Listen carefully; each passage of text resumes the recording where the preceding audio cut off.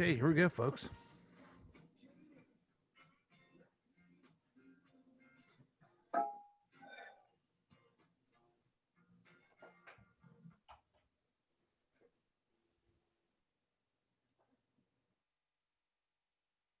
Okay, here we go.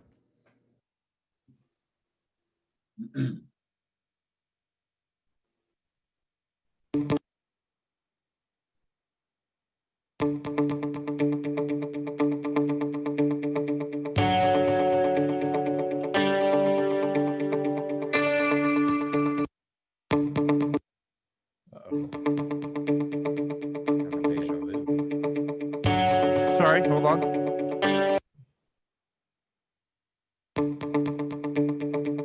There we go.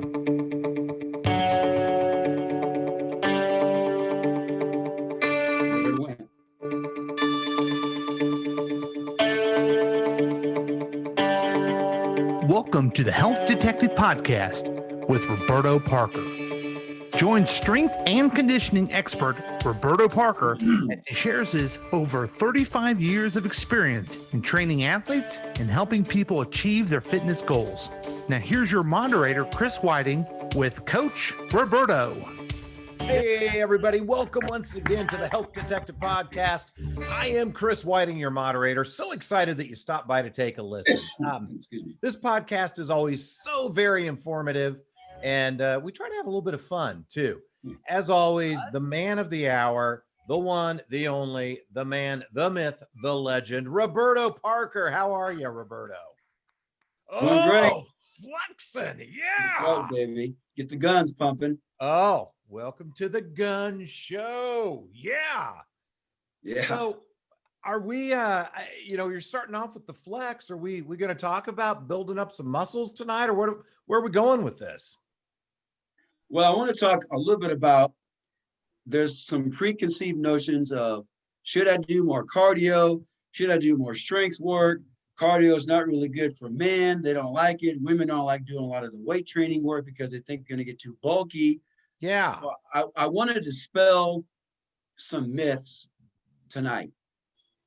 There's nothing wrong with putting on muscle. In fact, if you ask me if I'd rather have more muscle as opposed to doing cardio, I want more muscle. Now, what I mean by more muscle is I'm not talking about being pumped up like a bodybuilder. I'm talking about good, lean, optimal muscle, because muscle will help your metabolism, which we'll get into here in a minute in more detail. Ooh. Hey, so you're saying, well, we'll get into that in a minute. So, there has been a long argument. I know people that I run. That's what I do. I enjoy it. I get the runner's high, and they just do cardio. And then I know people that, nope, I like to lift. And a lot of times, not a lot of times, often, sometimes it's people that you sort of alluded to. They want the bodybuilder physique. They want the V with their lats. They want to look pumped. They want tight sleeves on their medium shirts. They're, I guess, more All of shirts, actually. Yes.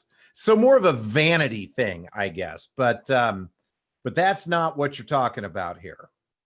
Well, if that's your goal, that's fine.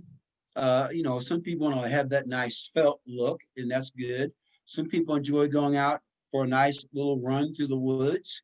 Just make sure there aren't any mountain lions around. Yeah, amen. Saw that video. Yikes. But some people like going out for a little run for 2, 3, 4, maybe 5 miles. That's kind of their high. They get that euphoria like you're talking about. But you can kind of get that with weights in a different kind of way. With weights, we call it more of a pump. You get your pump on. Okay. Yeah. So let me go over some cardio versus strength, and I've jotted a few notes down here. Sure. Now, the advantage of doing a lot of cardio training is this: you will burn calories, and you will get into fat burning. It takes a little bit of time to get into that oxidation. We call it beta oxidation. That's where you start burning fat. And it takes a good 3 minutes or longer of nonstop cardio type movement to get into that, whether you're jogging, you could be jumping rope, you could be doing an aerobic class. It takes about 3 consecutive minutes to get into that that beta oxidation process. Okay, now the disadvantage of doing large amounts of cardio with no strength training is this. Cardio will help you to get into beta oxidation and burn fat. Unfortunately, can also oxidize and metabolize muscle. Whoa. So you'll gain endurance, you'll lose weight, you'll lose some body fat, but you also will lose muscle if you don't do the right type of strength work and in conjunction with the right type of eating. So that's why those marathon runners, like the really good ones, are so scrawny and skinny. They look like this damn pin here. Yes, they do. Yes. Okay. In fact, to me, it looks almost unhealthy. I've seen some kids, some high school marathons, cross country kids around town here, man. They look like a damn skeleton running around. Yeah. Yeah. I've seen it. Yeah. Yeah. Now, the flip side, let's talk about the strength aspect. You will build muscle, no question about it, if you load the muscles properly. Yeah. Because when you get into more strength work, and I'm going to also include stuff like sprint training, like running a 50-yard sprint, running a 100-yard sprint, running up hills at Keystone Park, that you get into more what we call glycolytic. Glyco meaning you're burning more sugar. You're not really burning fat, you're burning sugar. So you just go out the night before you had pasta and a baked potato. Well, you go to the gym the very next day and you do a bunch of weightlifting and maybe some sprints. You're not really going to burn off any fat, but you might burn off the meal you had before, which is mainly a lot of carbohydrates. So it converts to glycogen, which now goes to glycolytic. So you're going to burn off a lot of sugar. So basically, you just kind of burned off the meal you had last night. Now, the disadvantage, if you want to call it a disadvantage of strength training, is that it's not really going to burn fat technically per se. But I'm going to add a caveat to this. Well, you're now not really I'm going to burn. intrigued. Okay. No, you're not going to burn fat just doing weightlifting. Okay. But here's the thing about weightlifting and doing any sort of what we call anaerobic meaning more power, more speed. We're doing things where it takes less oxygen and there's not as much oxidation. So if I go out and I run a 100-yard wind sprint followed by 10 kettlebell swings, that's very anaerobic. Okay. That's very power. That's very glycolytic. But the advantage of doing that is that you develop what we call EPOC, EPOC, exercise post-oxidative consumption. Now, what that is even after your workout is over and concluded, your body's metabolism is so jacked up and it's going to stay elevated for a period of time throughout the day. So basically, with a higher metabolism throughout the day, what are you burning more effectively? I'm guessing we're getting to fat at this point. Calories and some body fat. Yes. Okay. Yes. Now, that's doing hardcore anaerobic strength training, speed work. And I would also throw in some stuff like jumping on a box or jumping rope for several minutes. Now, just take it back to cardio. Yeah. When you do cardio, you're burning calories. That is true. In fact, if I did a 30-minute cardio workout versus a 30-minute hardcore strength workout, I'm going to burn more calories during cardio than I do strength. Ooh. But with cardio, your metabolism might blip up a little bit, but guess what it does as soon as you're finished? Stops, goes down. Goes right back down and levels out. So you're telling me if I do cardio, I get the benefit of that workout while I'm doing it, but when I'm done, I'm done. You're done. If I do the anaerobic stuff, I may not burn as many calories during the workout, but afterwards, when I'm doing nothing, my body is still burning calories at that point. That is right, Grasshopper. Oh, wow. Okay. Okay. Now, Mind it blown. has to be, the strength training though, has to be very intense. Because Okay. you can't do a set of arm curls with 5 pounds, 10 reps, rest for 2 minutes, 5 pound, 10 reps, rest for 2 minutes, because for me, that's not loading my muscles at all. Yeah. All you're doing is you're just going through the motion. You got to load the muscle. You got to experience some pain and some discomfort. Mm-hmm. Okay. That's probably why some people are doing cardio more than strength work. Well, you know, also something like I'm a member of a gym. I'm not obviously going to it a lot now, other than your gym, just like Genesis, national chain. But I will go there and I'll see people like doing bench press, and they'll do a set of, I don't know, 5 or 10 reps. And then they just get up and they stand and like for 10 minutes or more before they do another set. So they're probably not getting that load and getting into that anaerobic state with that much rest, I'm guessing. They're okay. I'm glad, that's a good question. The guys that do that, maybe they're training for a bench press contest. Yeah. Now, if you're training more for your pure strength, okay, let's say you're a weightlifter, a competitive weightlifter, you probably don't want to do too much. You don't want to do a lot of endurance work. Let's just say that. Okay. You want to keep it more, look at it like this, as a progression.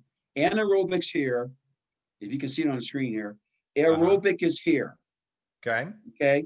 So for the regular person out there who wants to lose body fat, looking for optimal health, you want to kind of dabble in both areas. Oh, okay. You want to go both ways. Yeah, I'll explain that in a second.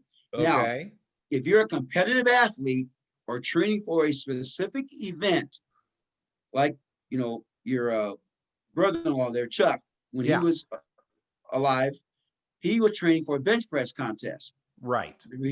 Okay. He would just do bench press, same like you're talking about. Heavy rep, rest for 5 minutes, sit around, shoot the bull, go back, do another set. Exactly. Yeah. Because that's more pure power strength. Now, that type of workout is not going to help you in terms of losing much body fat, unfortunately, because you're not really challenging that other system as much. The key to losing body, Chuck. Yeah. Yeah. Here's the key. I want most people to do a little bit of both. Now, it depends on what your goals are and your body type and your motivation and really your pain tolerance here. If, for example, a hybrid, let's say you do a 2-to-1 ratio of cardio to strength. Okay. Okay. 2 sets of cardio, 1 set of strength. How about a 1-to-1 ratio of cardio to strength? Okay. Okay. All right. How about a 1-to-2 ratio of cardio to strength? Follow me here? I'm tracking. Yeah. Okay. So I'm gonna break it down in terms of seconds and minutes. Let's say you do a circuit where I do, in fact, we did them in your class last week. We do a minute of jump rope and a minute of kettlebell swings. Yes, we did. So many times. If I were to make that more of a strength and aerobic, what would I do differently there? Well, maybe we would do kettlebell and another strength, like push-ups, kettlebell push-ups, then go back to. Or I could make the kettlebell heavier. Oh, okay. We could go 1 minute of kettlebell and only 30 seconds of jumping rope. Okay. Yeah. Yeah. Okay? Now, if I want to make it more cardio oriented. Oh, let me try this one. Okay, go ahead. Then we could do 2 minutes of jump rope to 1 minute of kettlebell swings. There you go. Yeah. You're tracking now, baby. You're tracking. Unfortunately, my chair's falling down. I got to adjust here. Sorry. Oh, no. Okay. There we go. Okay. So my point is this. It depends what your goals are. If I'm training somebody who wants to put on more muscle and strength, we're going to lean more towards more of a ratio of strength to cardio. If I'm working with somebody, let's say, who wants to lose a little bit more body fat, I'm still going to work a lot of strength, but I might put in just a little bit more cardio, but I'm going to push them hard on it. I'm going to do more stuff like jumping rope if they can. Now, some people don't jump rope very well because they're not very coordinated. Yeah. Because jumping rope is one of the best cardio / strength exercises you can do. Why? Because you're jumping on your legs, because you're always working your legs and you're turning your arms. So we're getting some leg and some arm into it. Whereas if you go out and just jog lightly for an hour, it's going to work your legs, but it's not really going to work your arms. Yeah. Follow me? I'm following you. Okay. Here's another way you can do it, Chris. Okay. This is more of an ass kicker. What if I told you I'm going to have you do 1 minute of squat, thrust, push-up, jumps. Oh my God. And 1 minute of kettlebell swings, nonstop for 10 minutes. Oh my gosh. Well, I think you're getting a lot of cardio and strength in both of those. Absolutely. Yeah. Believe it or not, you might be getting a little bit more strength. The key to cardio is this. It doesn't matter how you do it. You just want to get your heart rate going. Yeah. Okay. Because that is what the mitochondria responds to. The mitochondria, if you remember from high school biology. Sure, of course I remember high school biology. Yes. The mitochondria is the powerhouse of the cell. And if you strengthen the mitochondria of the cell, you're going to offset a lot of potential diseases and those types of things ever infecting your body. Oh, okay. Now, on the flip side of that, doing a lot more strength work will increase your metabolism, getting back to that epoch. Okay, so with strength work, you're increasing your metabolism. Okay? Interesting. Which also, by the way, stimulates in a good way the immune system. We all know how important in this COVID era we live in. We know how important the immune system is. Well, yeah, and we're back in cold and flu season on top of it. So immune system is doubly important right now. So getting back to my example, squat, thrust, push-up, jumps, followed by kettlebell swings. Yeah. You're getting cardio, but with a squat, thrust, and a push-up and a jump, that takes strength. Yes, it does. But your heart rate is going like crazy. Yeah. Now you go to the kettlebell swings. You got to swing it up above the head or just do regular swing, chest level. And those are probably a little easier, actually. But now we're getting more into pure strength. You follow me? Yeah, I'm tracking. So this is good. If I would design a workout for somebody who really doesn't have a lot of time, but they want to lose some weight, in particular, lose a lot of body fat, and tone up, circuit training, leaning a little bit more towards the strength area, in my opinion, is the best.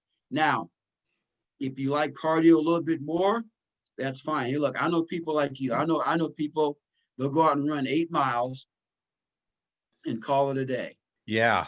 And they do 0 strength work. Yep. 0. I think that is a wrong thing to do. I mean, to me, that's just not very smart. Because here's the thing about whenever you get into a lot of cardio, extreme cardio training, you go into your body goes into what we call an oxidative phase, where now you're going to be burning muscle. And oxidation also means that you're using the tissues in your body are being used in such a way that is not very good. In other words, oxidation is the equivalent of leaving a hammer out in the weather for 3 or 4 days. It's called rust. Yeah. Okay. Okay. So if you do a lot of extreme cardio training, 5, 6, 8, 9, 10 miles a day, or the equivalent of that, and you're not countering that with some strength work and certainly not a good eating plan, you're going to get into oxidation. And that means, that means that muscle deterioration, and we talked about this before, C2, 3, and 4, C2, 3, 4, and 5 keeps you alive. those muscles up and down your back, when those muscles aren't strong, that communicates with tissues and organs in the body. There are crucial organs in the body that can keep you alive. When you're out doing a lot of extreme cardio, those muscles will start to basically atrophy. So that was going to be my question. And thank you for reminding us about C3, 4, and 5. And of course, we know that S2, 3, 4 will keep your ding dong off the floor. So I knew you'd probably throw that in there. Yes. Yeah. Yes. Learning a lot You about do pay spinal attention. column. You pay attention to Roberto much more you did in biology. Yes. Yes, I did. I couldn't tell you a thing about mitochondria, but I know how to keep my ding dong off the floor. Well, you know what, Chris? If your teacher had talked about ding dongs more, you'd have paid more attention. I would have paid more attention. Absolutely. Yeah. I paid attention in health. But my question was going back to doing the long form cardio, running and stuff. You may have sort of answered it, but especially as you get older, I would imagine, I mean, you hit a certain age, right, where you start to lose muscle mass anyway. Absolutely. And then would you accelerate it more by just doing long runs, but no strength? Bingo. Walking is better. Plus, a lot of running is hard on your joints. Oh man, that's my problem. I sound like, crotchety old guy, but it hurts so bad. I actually, see, I'm more of a sprint guy. When I do sprints, I mean, it burns my muscles, yes, but it doesn't hurt my joints. Yeah. But whereas if I go out, even if I ride a bike for a long period of time, it just kills the hell out of my knees. Yeah. So, I mean, I think distance running is okay for some people that are built for it. But then again, I would encourage everybody who is a distance runner, who is really into cardio, you've got to do some strength work, whether it's just body training, body weight training, like push-ups, pull-ups, one-legged lunges, climbing a rope or whatever. You got to do some body weight training to counter the cardio. Now, people that are just into heavy-duty weightlifting, by the way, you need to do some stuff also. I would encourage you to go out and do some wind sprints, jump rope, certainly do some mobility exercises. Just don't stay stuck in one area. Once in a while, do the hybrid, do a little bit of both. You know, if your motivation, you just love to run, but you really hate weightlifting, but you know you got to do it, then do more 2-to-1. Do more 2-to-1, cardio to strength. Vice versa. If you're more of a strength person, then do a 2-to-1. 2 sets of strength, 1 set of something that's more endurance oriented. Yeah, totally makes sense. And I was, I don't like jumping rope, but I like that it gets my heart rate up so quickly. And then I try to remind myself, you think about athletes that just look in shape, and boxers look amazing. And you always see them jumping rope. Huge part of what they do. Here's another one. Getting back to track and field. Look at the guys that are the sprinters versus the marathoners. Oh, the sprinters are jacked. They're just they're just ripped, man. Yeah. You know how much distance running they do? 0. Wow. 0. But they can squat 600 pounds in the weight room. Yeah. They can jump on a 40-inch box. Yeah. Okay. And they can do bounding on one leg, probably 6 to 8 feet at a time. They're extremely powerful men. Now, but you take those same guys and you tell them to go out and run a mile, and they'd probably struggle, at least going against somebody who's a competitive miler. Right. Well, you even look, we're in Chiefs country right here. You look at Tyreek Hill, maybe the fastest man in the NFL. And while he's not tall, they talk about him being a small receiver. He is jacked. I mean, yes, he's ripped. Yes, he totally is. And dang fast too. So now what about people that say, well, I'd like to lift weights or do strength training, but it's hard on my joints? Okay, then I would say adjust the weight. Okay. Adjust the resistance. Buy yourself a good TRX or some sort of suspension system. You can do that. You got to find yourself a trainer who knows what they're doing. So you're not overloading your joints. That's what you do. And just like anything else, you find yourself a good trainer who knows how to design a program with your eating, your training, your stretching, maybe some relaxation techniques, some recovery techniques. Find yourself a good trainer in here. Because if you don't do that, yes, if you go to the gym and you keep beating yourself up, whether it's with doing too much cardio or weightlifting, now you're putting your body into a pro-inflammatory state, which you're going to start losing muscle anyway. You're going to have all kinds of joint problems and maybe other types of problems because now your body is inflamed, which tells the rest of your body to start compensating. And before you know it, you're going to be sick all the time. You can't sleep at night. You're going to be more susceptible to coronaviruses and bacterial infections and everything else. Now your immune system gets beaten up also. So there's a lot of things that can happen. You can't sleep. Your body's not making melatonin at night. Melatonin is huge in terms of your immune system also, by the way. Seriously? I did not know that. Yeah, your body makes melatonin at night when you sleep. Well, and most of your melatonin is made inside the intestinal lining around the gut, by the way. Wow. I always learn so much. Mitochondria, melatonin, intestinal linings. My gosh. Pump, load. Holy cow. Yeah. I actually take melatonin every night as a supplement to help me get to sleep. Does it help you? It does. Seems to. Yeah. Okay. Yeah. It's either that or the whiskey, but something is making me sleepy. Well, let's try the melatonin, Chris. Okay. I'll stick with that for right now. Okay. I don't know. We'll do an experiment. So,